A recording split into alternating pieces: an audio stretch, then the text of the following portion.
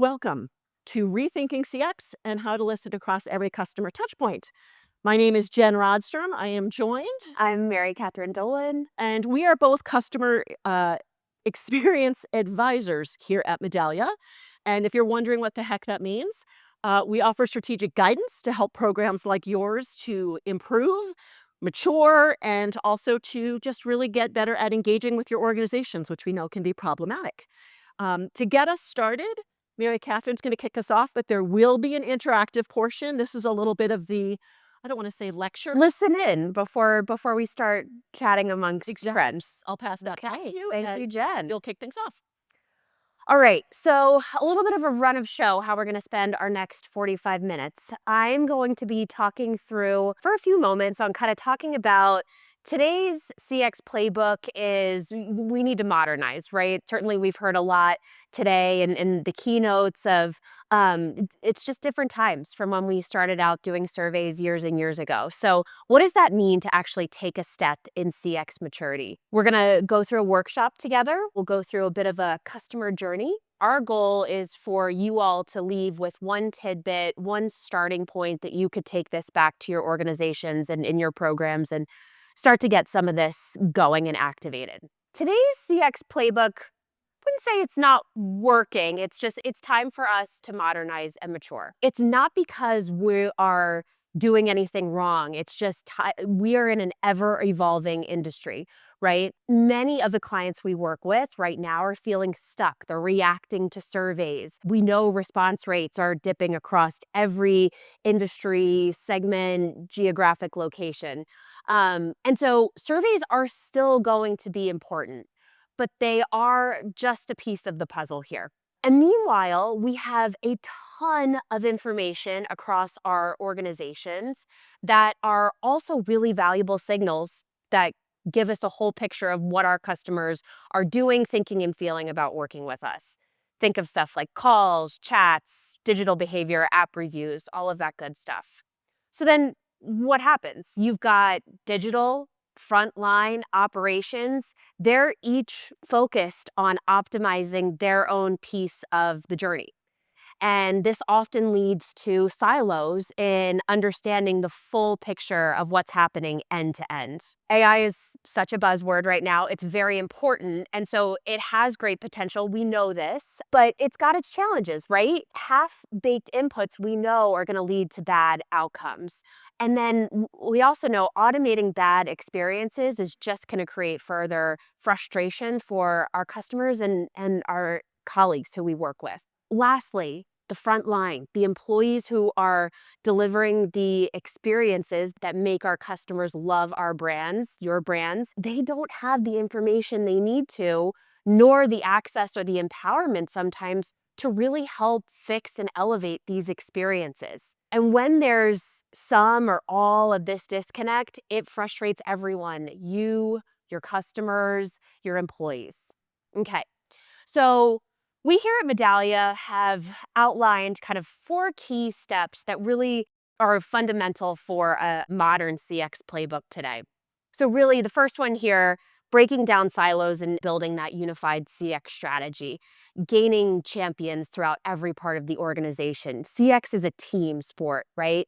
We need to be democratizing insights, getting access to people who need it, who can take action where it matters. Capturing and analyzing signals across the journey, that is going to be our focus today. We want to prioritize speed in high impact areas, right? This is new and sometimes often uncharted territory. Where are those places in the business that we want to grow in or we really care about? Let's start there. Test and iterate, right? And then lastly, kind of goes hand in hand a little bit with number 1 here is really creating those evangelists, those champions at every level. They're there, they're in your organization. There are a lot of people that care about your customers and improving their experiences. They will help evangelize for you, and it's just about finding them within the organization. We will be double clicking into that second step today is capture and analyzing signals across the journey. So when we do double click into that, you've probably heard a lot today. Historically, we are relying on a lot of direct feedback. And when we say direct feedback, it's mostly us pushing out largely email to web surveys where we're asking clients, how did we do? Would you recommend us? We saw in Mark's keynote today that the gentleman who got frustrated didn't even respond to the survey. So we are missing out on that piece.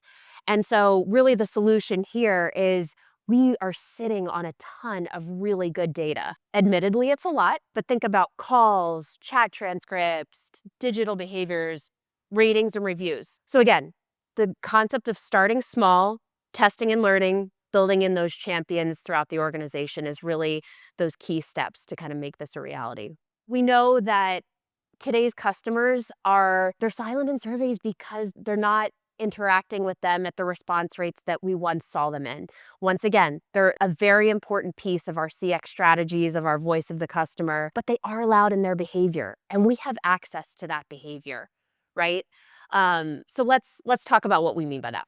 We are now all employees at a company called Flexpoint, a major US sportswear retailer. We have both brick and mortar stores. We have an in-person and a big e-commerce website. And us and our customers use social media to engage with each other. And we are completely fictitious, so you're not going to have any luck trying to find us on the internet, but we're all employees. Yes, thank you. Also, too, we know that probably the majority of folks here in this room most identify with Priya here, who sit in a CX Insights or CX role. I think what our goal today in this workshop for you all is to really be in the shoes and thinking about our colleagues and team members in roles like operations, digital, frontline, contact center. And so you can read a little bit about what each of these personas care about within the organization of FlexPoint. We've got Alex, our customer. So he's a working parent, comfortable going online and in store. I mentioned he's looking for a good cross-training shoe. And like all of us, he values just convenience, easy experiences, just get the job done right. I just want shoes. So lastly, in terms of the setup, we today are going to look at a retail customer journey. Admittedly, we chose this because a lot of us are consumers of this retail journey, right? A lot of us have participated in purchasing such items. So really think about when we start to talk amongst ourselves, everything that Alex is going to go through from awareness all the way to advocate, and across the lines there, some of those behaviors and actions that Alex is going to take that we at FlexPoint have access to. So again, we recognize you're not all retail, but this is one that we can all understand. So let's take a look at how we at FlexPoint envision Alex's journey is going to go, right? We create these experiences and we just are of the hope that that's the direction they'll take. So let's look at Alex's journey. He starts in the awareness phase. He sees an ad on Instagram, gets excited about the shoes, and decides to look into it. There's a consideration phase. He might go to the website and take a look at the different colors and the different styles to help him make that decision. He's then, of course, going to make a purchase. He's someone who likes to go to the store and try on the shoes. He doesn't want to have to, necessarily return them if he didn't like them. From there, he's going to use the shoes. Of course, he's going to go to the gym, go for a run, take the kids to the park, whatever it might be. He's going to then perhaps engage with us. He's someone who wants to be out in all weather. He'd like to know about waterproofing for his shoes. So he's going to look online, maybe in the FAQs for that type of information. And lastly, we hope he's going to advocate and write a review about a very positive experience he had with the shoes, which is, of course, what we would like to see. So my question for all of you, this is, of course, how it should go.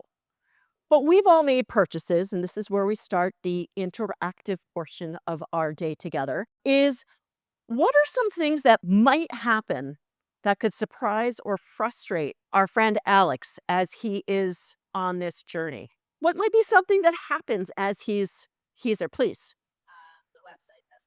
The website doesn't work. I do have some mic runners, but I'll repeat so that I really want to watch my friends run around the room, but I'll be nice. Austin, you have someone right there. I'll let you. We might not accept his preferred payment method. Oh, I like that. Might not accept his preferred payment method. Austin or Tori over here. You got a microphone and everything. Out of stock. So he goes in the store, he doesn't. Out of stock. Absolutely. What else? Oh, I got this gentleman back here. He has trouble finding it when he finally gets to the store. Has trouble finding it at the store. These are all great. Let's get a couple more. I see a hand here. And then I'll go to you next, sir. The UPS loses his shoes en route to the house. FedEx loses it. Okay, you people have some pain. I'm glad we can have some catharsis here. So he sees the ad on Instagram. Excellent. Gonna buy the shoes. He goes to the consideration phase. He goes on FlexPoint's website, is incorrectly told they're in stock. Somebody brought that up, the incorrect in stock listing. Yes. Purchase. He gets to the store, and what happens? His size is not in stock. So what happens? He has a very nice associate. He didn't face the rude associate, so that was a bonus. She orders them for him. They will be delivered to his home. Guess what, guys? They don't arrive when they're supposed to. They weren't lost, but they showed up later than expected, and hopefully not at the apartment building where they get taken. So he has to call to figure out where the heck his shoes are. Next, Alex checks the website because he wants to waterproof his shoes. But like I think many of us have experienced, he can't find the info. So then he starts a live chat. Now, Alex has clearly had a very terrible experience. Nobody should have all of this happen. From there, he might have been an advocate because his shoes are really awesome and he likes using them.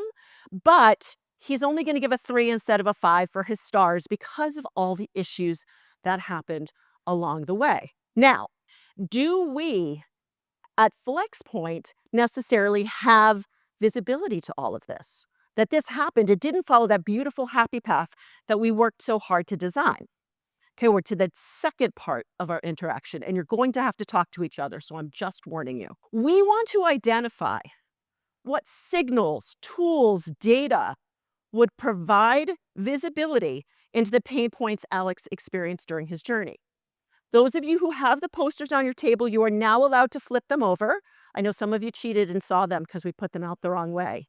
And if you'd like to move and join another table, we want you to look at this. You're going to see that painful journey. You're going to see those personas, and you're going to have the opportunity to write on Post-it notes, because who doesn't love writing on Post-it notes, and indicate what are some things that we could look to internally without sending out that survey, though that's not a bad thing, to understand what happened on Alex's journey, to have visibility when things go wrong. So think about your different personas. That's why we have them on the sheet, because they have access to different types of data. And so they are really important to think about, because you as the CX Insights person don't necessarily have access to it. But we want to understand, because it's all part of customer experience. So we're going to take 10 minutes. We're going to come down and circle around. Tori and Austin are going to be circling around. Any other medallions in here who feel so inclined? If you have questions, we're here to help you. But really the idea is, think about what is something that would help us to have visibility to this. What do we already have internally that we're not using for CX? What are some ways we could find this out other than surveys? What happened to our pal Alex here? We could reach out to our digital teams and get session IDs for his visits to the website. Okay, so maybe a little session replay or something like that. Conversational intelligence. So if he interacted with like your chat team, like online or contact center, but he may have not have surveyed you or done Right. a review, like understanding what those interactions were like. Love it. Our table really focused a lot around duration throughout the journey. So that's not just duration in the specific instance, but we were talking like, how long were they on the website? How long did they have a phone call? How long were they in store? Yep. How long did they wait to order? How long did their order take to fulfill, to ship, to receive? Just that whole entire Right, because it sounds like for him, it took a lot longer than we think it should take, when you could go and, in theory, just get them within an hour, right? So that's a little problematic. Going off of what she said up there, the number of times Alex actually contacted the company across all channels. Can they track that? Yeah, Are they looking at that? Are they it should signal a pain point. Yep. And when contact center gets that call, them having awareness of, I'm coming in with a hot customer here. He tried to give us outreach on multiple channels. His ideal state. I was just having that conversation with someone today. There's nothing worse than being that agent getting on the phone. You have a really angry customer and you have no idea why. You've just picked up the phone and politely said, hello, how can I help you? So at least provide what's happened so they can come in with the right empathy. You all were fantastic. And I want to show you a little bit of a cheat sheet here. So these are some of the things to think about. And again, I know from hearing the keynote this morning and even with us here, you're not going to do all of these at once. Pick one. That's what we're telling a lot of our clients. Is chats the one that's easiest for you? You already have transcripts and you can bring those in. Start with chats. Areas of impact. So again, what is an important business objective for your company that you can start with? I know sometimes those conversations with those personas, those folks listed, is you need to speak their language a little bit. Anyone who's worked or talked with anyone in a contact center, they talk in abbreviations, right? FCR and AHA for first contact resolution and average handle time. Those are the things they're always trying to improve. If you can explain to them, and this is a major focus point for your organization, that by getting chat transcripts or bringing in some of those speech analytics, you're going to help drive that. And oh, by the way, we're going to improve the customer experience. So it's learning to speak in that language. With digital, they're trying to increase self-service usage, right? So how do you make the conversation to them? Let's look at what's happening on digital. They can't log in. Well, we can't improve that experience if they can't even log in. So we've all had fun being part of FlexPoint. We don't actually work for a sportswear retailer except for a couple folks in the room. So I want to have you think about your organization. I want you to, we're going to go from the like, okay, that was sort of pretend to the real. And think about an important customer journey within your own organization. And so I've just thrown up here a couple. These are some of the common industries we see here. If you're banking, it may be about, opening that account. If you're in healthcare, it might be that inpatient hospital stay. It might be the experience in the emergency department. If you're insurance, it's everybody's favorite journey is submitting a claim. For B2B, it may be something like approving a contract with your new client, what that looks like. So you need to think for yourself and and I'm sure many of you, if I called on you, could immediately shout out something that's a journey. I won't. That's really important to your organization and to your customers. I want you to get that into your thought process. And what I want you to do is do a little bit of the exercise we just did, but now you get to work solo unless you really like your peers and you want to bounce your ideas off someone. Or if you're here with some of your colleagues, you can use our Post-it notes. If you're someone, I saw lots of people who are phone people, jot a few notes in your phone about that journey. Think about what are some of the things I could do going back to my organization, Friday for some of you, next week for others. What is an area, what's that journey I want to look at, and what types of data do I need? I'm not thinking about my surveys right now. I'm thinking about chat, thinking about calls. Maybe it's digital, maybe it's reviews. Definitely in the retail space, hospitality space, travel space, reviews are a big one. And just take some time to jot some things down. This is not a one and done. You are not going to solve world peace today, but just to get thinking about this from your company's perspective. Who are the people that you need to go back home and talk to at your organizations, right? Who would really benefit from knowing part of the journey or experience broke down? Where do you might even have those insights today from the programs that you're currently running? Absolutely, because we recognize you don't own this data. This is where it gets tricky. As CX folks, we own the surveys. We don't own the contact center. We don't own digital. We don't own social. But we are going to have to start, I think it was Sid who talked about making those connections, right? We have to be connectors across our organization. So where does that data live? And who is it that we can talk to start thinking about how to get access to it? So I am going to, this time, give you the cheat sheet so that you can think about this for your organization. Again, feel free to talk to if you found someone at your table you want to bounce ideas off of, or just do it for yourself.